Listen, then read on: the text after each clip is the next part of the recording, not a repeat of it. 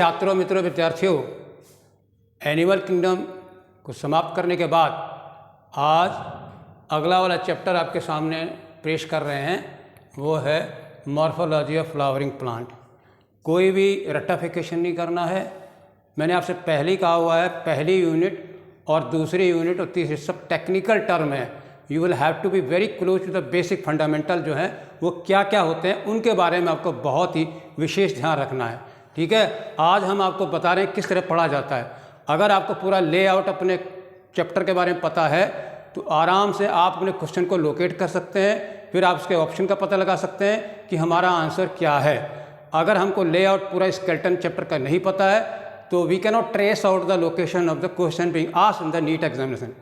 परीक्षा में पूछे गए प्रश्न का सही जगह हम नहीं पता लगा सकते हैं। इसलिए आज हमने जो सबसे पहले जो है आपके सामने जो है मॉर्फोलॉजी ऑफ फ्लावरिंग प्लांट को जो है लेआउट बनाया है और आपको बताना चाहते हैं कि किस तरह से आपको चैप्टर के ऊपर होल्ड करना है। ठीक है, लेट अस स्टार्ट नाउ। सबसे पहले देखिए टर्म आपका मॉर्फोलॉजी है। मॉर्फोलॉजी टर्म जो है सबसे पहले आपका वॉन गॉइथे ने दिया था 1790 में। और मॉर्फोलॉजी का मतलब ही होता है स्ट्रक्चर, एक्सटर्नल स्ट्रक्चर उसका कैसा है, बाहर से देख करके आप उसको बताएं कि ये श्रब है या ट्री है या हर्ब है। इस प्रकार का मॉर्फोलॉजी जो है वो आपका आउटर वर्ड जो स्ट्रक्चर आपका जो है पाया जाता है। ठीक है, और आपको ये जानकारी होनी चाहिए कि आपके 2025 के सिलेबस में नीट में क्या क्या चीज़ें दी हुई हैं, तो वो भी हम आपको बताएंगे।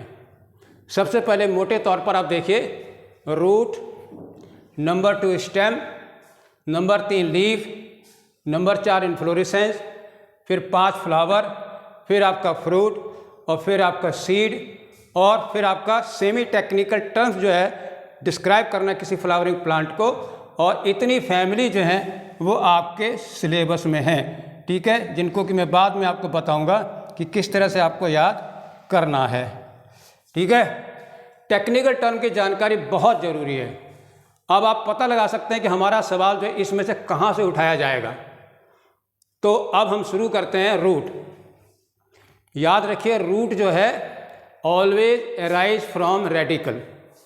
रेडिकल क्या है, एम्ब्रियोनल रूट होती है, उसी से आपके रूट बनती है, चाहे वो डाइकोट की हो चाहे वो मोनोकाट की हो। डाइकोट में रूट परमानेंट स्टे करती है, मोनोकाट में रेडिकल खत्म हो जाता है, उसकी जगह दूसरी रूट आ जाती है। ठीक है, ये मेन डिफरेंस है। रूट जो है वो डिसेंडिंग पार्ट है किसी भी प्लांट का, फ्लावरिंग प्लांट का। तो यहाँ पर आप देख रहे हैं कि साफ तौर पर जो है डायग्राम बना हुआ है शूट सिस्टम और root system. Shoot system arises from plumule और प्लूम्यूल क्या है, एम्ब्रियोनल स्टेम है जिससे हमारा शूट सिस्टम डेवलप होता है। ठीक है, रूट सिस्टम क्या है, ये हमारा जो है आपका अंडरग्राउंड पार्ट है। शूट सिस्टम क्या है, अबव द ग्राउंड है, ये अपर रहता है। इसको क्या चाहिए, ज़्यादा से ज़्यादा लाइट चाहिए, इसको लाइट नहीं चाहिए, इसको क्या चाहिए, वाटर चाहिए, मिनरल चाहिए।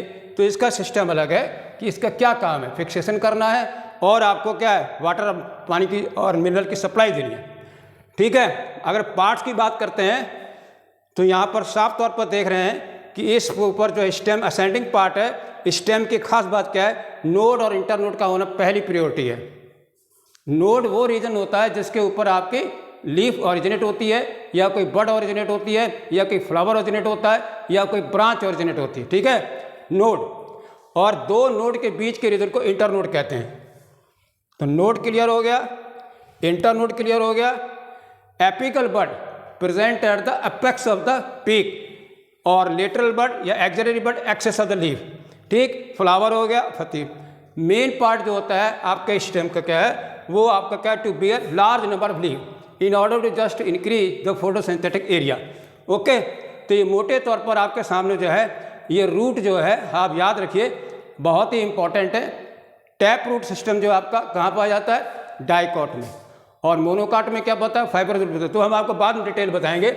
इतना यहाँ पर पहला जो रूट है, रूट जो है वो अंडरग्राउंड पार्ट है। ठीक है, अब हम बात करते हैं स्टेम की। स्टेम जो है ये आपका असेंडिंग पार्ट है, जमीन के ऊपर रहता है। फिर सवाल देखिए किससे पैदा होता है, ये किससे ओरिजिनेट होता है, ये आपका प्लूम्यूल से ओरिजिनेट होता है। और क्या खास बात है, presence of node and internode. Node वो रीजन है जिससे आपकी ब्रांच या पत्ती निकलती है। ठीक है, जिसे हम नोडल एनाटॉमी भी कह सकते हैं। और इसके ऊपर तमाम सारी ब्रांचेज निकलती हैं, लीव्स निकलती हैं, फ्लावर निकलते हैं और इसी पे आपके फ्रूट भी लगे हुए होते हैं।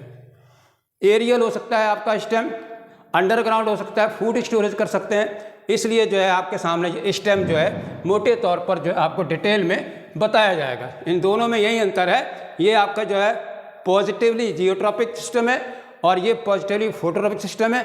ये ज़मीन से ऊपर को जाता है यानी पॉजिटिव फोटोट्रॉपिक, और ये आपका पॉजिटिवली जियोट्रॉपिक है टुवर्ड्स द ग्रेविटी। आइए leaf, this is the most important part, lateral appendage, lateral outgrowth. ठीक है, स्टेम के नोड से निकलने वाले ये लेटरल फ्लैट मेरिस्टेम होते हैं जो कि पत्ती में कन्वर्ट हो जाते हैं। लीफ जो है हो सकती है आपकी सिंपल हो सकती है कंपाउंड हो, और इसके ऊपर जो है वेस्कुलर सप्लाई होती है, फूड का कंडक्शन होता है। ठीक है, बहुत इंपॉर्टेंट है। और ये सिंपल हो सकती है और आपकी कंपाउंड हो सकती है। और बहुत ही इंपॉर्टेंट पार्ट जो है वो है फिलोटैक्सी रिलेटेड टू लीफ, यानी arrangement of the leaf on the stem. तो ये हम आपको बाद में बताएंगे। बम, अब आता है inflorescence. This is very important. Technically आप सबके टर्म जरा गौर से देखिए। Arrangement of the flower on the axis, ठीक है, नोन एज इनफ्लोरेसेंस। एक्सिस जो होता है इनफ्लोरेसेंस उसको कहते हैं पेडंकल। तो ये फ्लावर जो है इनफ्लोरेसेंस का अरेंजमेंट जो है मे बी रेसिमोज हो सकता है, ठीक है, और मे बी साइमोज हो सकता है। रेसिम में क्या इंडेफिनिट ग्रोथ होती है, साइमोज में डेफिनिट ग्रोथ होती है। तो ज़्यादा परेशान नहीं होना है, यहाँ पर आपको केवल इंट्रोडक्शन बता रहे हैं। Inflorescence is the arrangement of the flower on the axis called peduncle, ठीक है ये। और may be of two types, either रेसिम और मे बी साइमो, और स्पेशल भी होते हैं जैसे हेड वगैरह को छोड़िए। बम, अब आता है फ्लावर। फ्लावर क्या है? ये है रिप्रोडक्टिव शूट। रिप्रोडक्टिव शूट क्यों कहते हैं इसको, यह बहुत बड़ा सवाल है। शूट वर्ड जब भी कभी आपके दिमाग में आ जाए, इसका मतलब है presence of node and inter node, ठीक है। फ्लावर जो है जिसके ऊपर लगता है वो आपका थैलेमस है, हाईली कंडेंस्ड रिड्यूस स्टेम होता है जिसके ऊपर नोड और इंटरनोड होती हैं, और उसके ऊपर फ्लोरल वर लगी होती हैं जिसे आप कैलिक्स, कोरोला, एंडोशियम और गाइनोशियम कहते हो। फ्लोरल का मतलब ये है अरेंजमेंट ऑफ द फ्लोरल वर। हो सकता है कंप्लीट हो सकता है इनकम्प्लीट हो, may be unisexual, may be bisexual, तो वो हम आपको डिटेल में बाद में बताएंगे। अब आ रहा है आपका फ्रूट। फ्रूट को जब भी कभी आप याद करें तो हमेशा याद है F is equal to ripened ovary, ठीक है। फ्रूट जब भी बनता है नॉर्मली वो आपका क्या है, राइपेंड ओवरी से बनता है। ओवरी जो होती है वो डेवलप होकर के फ्रूट में कन्वर्ट हो जाती है, इसीलिए फ्रूट को कहते हैं राइपेंड ओवरी। अगर वो ओवरी से ही बन रहा है तो आप उसको ट्रू फ्रूट कहते हो। अगर वो दूसरे किसी पार्ट से जुड़ के बनता है तो आप उसको फॉल्स फ्रूट कहते हैं। हम यहाँ पर आपको इतना ही बताना चाहते हैं, टेक्निकल टर्म को कोरिलेट कर रहे हैं। फ्रूट राइपेंड ओवरी है, मे बी ट्रू और मे बी फॉल्स। और इसका मेन मुद्दा क्या है, to have seed formation and dispersal of the seed. Okay, अब आ रहा है सीड। इसको कैसे डिफाइन करें, इसके लिए आप रखिए mature integumented megasporangium is equal to seed. कभी भी सीड की परिभाषा आ जाए तो हमेशा याद रखिए बिना मेगास्पोरेंजियम के सीड डेवलप नहीं हो सकता। और सीड की क्या बात है, मैच्योर होना चाहिए, इंटेगुमेंटेड मेगास्पोरेंजियम। आपको पता है सीड के ऊपर सीड कोट, ठीक है, और उसके साथ साथ उसमें क्या कोटिलेडन, और उसके साथ साथ उसमें क्या होता है आपका एम्ब्रियो होता है, ठीक है। तो ये याद रखिए सीड जो है मोनोकोटिलेडन सीड भी हो सकता है, डाइकोटिक सीड में 2 कोटिलेडन होते हैं, मोनोकाट में केवल एक ही सीड हो सकता है। और ज़रा देखिए, अगर सीड के अंदर एंडोस्पर्म है तो आप उसको एंडोस्पर्मिक कहेंगे, अगर नहीं है तो आपको नॉन एंडोस्पर्मिक सीड कहेंगे। Seed is the most important part of the life of the plant to reproduce या disperse plant from place to other place, ठीक है। बहुत ही नई डेफिनेशन को बनाता है। अब 8 नंबर में आ रहा है semi technical term to describe flowering plant.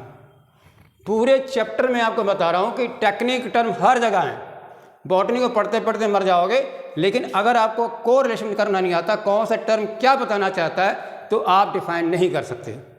Semi technical term जब बात करते हैं, जैसे फ्लावरी है, वो कंप्लीट है या इनकम्प्लीट है, सिमेट्री उसकी कैसी है, एक्टिनोमार्फिक है या जाइगोमार्फिक है, ठीक है, सेक्स उसका यूनिसेक्सुअल है या बाइसेक्सुअल है, फिर कैलिस का वर्णन, फिर कोरोला का, एंड्रोशियम का, gynoecium, all the technical term which try to just explain the complete flower, they all are under the semi technical term to describe a flowering plant. तो ये भी हम आपको डिटेल में इस नंबर के वीडियो में आपको बताएंगे। लास्ट टॉपिक जो आपका इस चैप्टर का आ रहा है वो है फैमिली। बहुत लोगों को पता, पुरानी किताब में जगह लीनियसी भी दिया हुआ है और दूसरी किताब में सोलेनेसी भी दिया हुआ है, लेकिन 2024 में जो आपका नीट का जो सिलेबस आया था उसमें इतनी फैमिली भी ऐड कर दी गई थी, जिसमें देखिए मौलवासी, मालवेसी, क्रूसीफरी जिसे ब्रैसिकेसी भी कहते हैं, लेगोमिनेसी जिसमें आपकी फैबेसी भी आती है, सीजल पिनियसी भी आती है, मिमोजेसी भी आती है, कंपोजिटी जिसे हम एस्ट्रेसी कहते हैं, लार्जेस्ट फैमिली है, ठीक है, सोलेनेसी आपकी फैमिली। अब जरा देखिए 5 फैमिली जो है आपकी, ये आपकी डाइकॉट की हैं। पोएसी को हम ग्रेमिनी भी कहते हैं, ठीक है, ये ग्रेमिनी जो है आपकी मोनोकाट की फैमिली है, ठीक है। तो मोनोकाट की केवल एक फैमिली है और इसकी आपकी ये, तो मैंने आपसे पहले ही कहा है कि बहुत सारे साइंटिफिक नेम और उनके कॉमन नाम यहाँ पर इस चैप्टर में आप साफ तौर पर देख सकते हैं कि clear cut under the 9 headline you will have to be very careful, आपको होना पड़ेगा, सबके टेक्निकल टर्म है, ठीक है। शॉर्ट में फिर से आपको रिवाइज करवा रहे हैं, रूट के, stem, leaf, inflorescence, flower, fruit, seed, semitechnical and the number of family. Okay, अब हम इसको यहाँ पर थैंक यू वेरी मच, हम वीडियो आपको बताएंगे कहाँ पर रूट क्या है, इसको आपको नेक्स्ट वीडियो में। Thank you very much.